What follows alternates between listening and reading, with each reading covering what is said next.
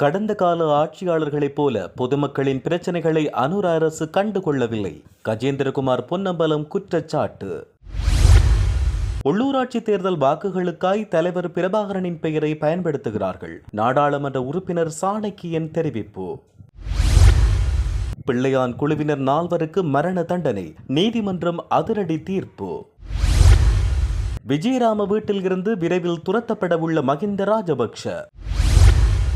தமிழர் பகுதியில் கோர விபத்து, ஸ்தலத்திலேயே ஒருவர் பலி. ஜேர்மனியில் ஈழப்புற செய்தலை தமிழர்கள் வாழும் அனைத்து மாநிலங்களிலும் இலவசமாக பெற்றுக் கொள்ளலாம். உங்கள் இதழை பெற்றுக்கொள்ள நீங்கள் திரு கிருஷ்ணாமூர்த்தி அவர்களுடன் 00492121059070 என்ற இலக்கத்துடன் தொடர்பு கொள்ளுங்கள்.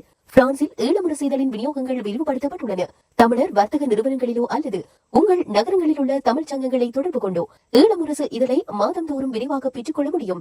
அனைத்து தொடர்புகளுக்கும் 003378808116. தொடர்பென விரிவான செய்திகள். கடந்த கால ஆட்சியாளர்களைப் போலவே பொதுமக்களின் பிரச்சனைகளை அனுர அரசு கண்டுகொள்ளவில்லை என நாடாளுமன்ற உறுப்பினர் கஜேந்திரகுமார் பொன்னம்பலம் தெரிவித்துள்ளார். நாடாளுமன்றத்தில் நேற்றைய தினம் குழுநிலை விவாதத்தில் கலந்து கொண்டு கருத்துரைத்த போதே அவர் மேற்கண்ட விடயத்தை குறிப்பிட்டார். மேலும் பினீட்ஸ் என்கின்ற நிதி நிறுவனத்தில் பணத்தை வைப்பிலிட்ட மக்களுக்கு உரிய தீர்வு வழங்கப்பட வேண்டும் எனவும் நாடாளுமன்ற உறுப்பினர் கஜேந்திரகுமார் பொன்னம்பலம் வலியுறுத்தியுள்ளார். மூடப்பட்ட பிரின்ஸ் நிறுவனத்தில் பணத்தை வைப்பிலிட்ட மக்களுக்கு இதுவரை தீர்வு வழங்கப்படவில்லை என்றும் அவர் சுட்டிக்காட்டியுள்ளார். குறித்த நிறுவனம் மூடப்படுவதற்கு 2 வாரங்களுக்கு முன்னரும் அந்த நிறுவனத்தினால் சுமார் 1000 மில்லியன் ரூபாய் நிதி திரட்டப்பட்டுள்ளதாக அவர் குறிப்பிட்டார். அத்துடன் பினீன்ஸ் நிறுவனத்தின் சொத்துக்களை ஏலத்தில் விற்பனை செய்வதற்கு நீதிமன்றம் அனுமதி வழங்கியுள்ள நிலையில் தற்போதைய மதிப்பீட்டை விடவும் குறைந்த அளவில் அவை விற்பனை செய்யப்படுவதாக அந்த மக்களுக்கு சந்தேகம் நிலவுவதாகவும் நாடாளுமன்ற உறுப்பினர் கஜேந்திரகுமார் பொன்னம்பலம் மேலும் தெரிவித்துள்ளார். உள்ளூராட்சி தேர்தல் வாக்குகளுக்காக தலைவர் பிரபாகரனின் பெயரையும் ஊரையும் நாடாளுமன்றத்தில் உச்சரிக்கும் அளவுக்கு ஆளும் தரப்பினர் வந்துள்ளமையை நாங்கள் வாழ்த்துகிறோம் என நாடாளுமன்ற உறுப்பினர் சாணக்கியன் தெரிவித்துள்ளார். குறித்த விடயத்தை நேற்று நாடாளுமன்றத்தில் உரையாற்றிய போது அவர் தெரிவித்துள்ளார். இது தொடர்பில் அவர் மேலும் தெரிவிக்கையில், கடல் தொழில் அமைச்சர் உள்ளூராட்சி மன்ற தேர்தலுக்கு தயாராகி வரும் நிலையில் பலதரப்பட்ட கருத்துக்களை கூறிக்கொண்டு வருகிறார். ஏனெனில் தேர்தல் வெல்ல வேண்டும் என்பதற்காக தலைவர் பிரபாகரனை பற்றியும் அவரது ஊர் பற்றியும் கதைப்பதை நாங்கள் வாழ்த்துகின்றோம். ஆனால் வாயால் மட்டும்தான் வடமாகாணத்துக்கும் மற்றும் கிழக்கு மாகாணத்துக்கும் உம்முடைய செயற்பாடு இருக்கிறதே தவிர 6 மாத கால ஆட்சியில் எதுவும் நடைபெறவில்லை என்றும் அவர் கடுமையாக விமர்சித்துள்ளார். சந்திவழியில் ஒருவரை துப்பாக்கியால் சுட்டுக் கொன்ற குற்றத்துக்காக பிள்ளையான் தலைமையில் இயங்கிய ஆயுத குழுவைச் சேர்ந்த 4 மரண தண்டனை வழங்கி நீதிமன்றம் தீர்ப்பளித்துள்ளது. குறித்த தீர்ப்பானது நேற்று மட்டக்களப்பு மேல் நீதிமன்ற நீதிபதி TJ பிரபாகரனால் வழங்கப்பட்டுள்ளது. சம்பவம் தொடர்பில் தெரிய வருகையில், மட்டக்களப்பு சந்திவழியில் கடந்த 2007ஆம் ஆண்டு மார்ச் மாதம் 18ஆம் தேதி சந்திவழியைச் சேர்ந்த மயில் வாகனம் ரவீந்திரர் சுட்டுக் கொல்லப்பட்டார். அப்போது அந்த பகுதியில் இயங்கிய பிள்ளையான், அதாவது சிவநேசத்துறை சந்திரகாந்தன் தலைமையிலான ஆயுத குழுவினர் அவரை T56 ரக துப்பாக்கியால் சுட்டுக் கொன்றனர்.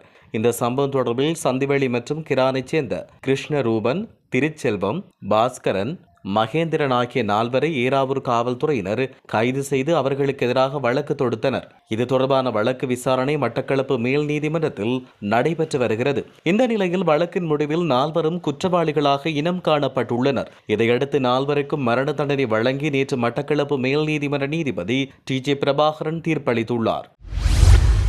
முன்னாள் ஜனாதிபதி மகிந்த ராஜபக்ஷவுக்கு விஜயராம மாவட்டத்தில் உள்ள அரச மாளிகையிலிருந்து வெகு விரைவில் கட்டாயம் வெளியேற நேரிடும் என அரச தரப்பினர் தெரிவித்துள்ளனர். குறித்த விடயத்தை பிரதியமைச்சர் மகிந்த ஜெயசிங்க தெரிவித்தார். கம்பஹா மாவட்டத்துக்குரிய தேசிய மக்கள் சக்தியின் வேட்பு மனுக்களை தாக்கல் செய்த பின் ஊடகங்களுக்கு கருத்து வெளியிட்ட போதே அவர் இவ்வாறு குறிப்பிட்டார். காவல்துறை அதிபர் தேசபந்து தென்னக்கோனும் 20 நாட்கள் வரை தலைமறைவாக வாழ்க்கை நடத்தி வந்தார். கடைசியில் நீதிமன்றத்தில் சரணடைய நேரிட்டது. மகிந்த ராஜபக்ஷவுக்கு இந்த நாடு மீது, மக்கள் மீது அக்கறை இருந்தால் மக்களின் பணத்தை வீண் விரயம் செய்யாமல் வெளியேற வேண்டும். எது எப்படி இருந்தாலும் அரச மாளிகையிலிருந்து கட்டாயம் செல்ல நேரிடும் என பிரதி அமைச்சர் மஹிந்த ஜெயசிங்க தெரிவித்தார்.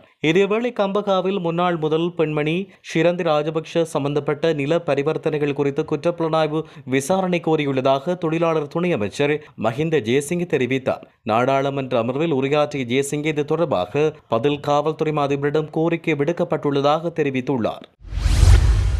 மன்னாரில் இடம்பெற்ற டிப்பர் வாகன விபத்தில் ஒருவர் சம்பவ இடத்தில் பலியாகியதோடு மேலும் 3 காயமடைந்துள்ளனர். குறித்த விபத்து பள்ளமடு பெரியமடு பிரதான வீதியில் இன்று அதிகாலை இடம்பெற்றது. பெரியமடு பிரதான வீதியினூடாக பயணித்த டிப்பர் ரக வாகனம் கட்டுப்பாட்டை இழந்து வீதியை விட்டு விலகி விபத்துக்குள்ளானது.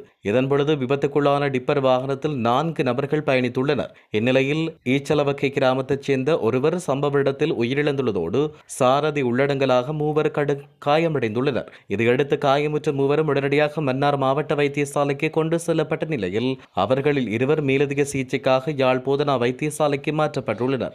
மேலும் உயிரிழந்தவரின் சடலம் மன்னார் மாவட்ட பொது வைத்தியசாலையின் பிரேத அறையில் வைக்கப்பட்டதோடு மேலதிக விசாரணைகளை அடம்பன் காவல்துறையினர் முன்னெடுத்து வருகின்றனர்.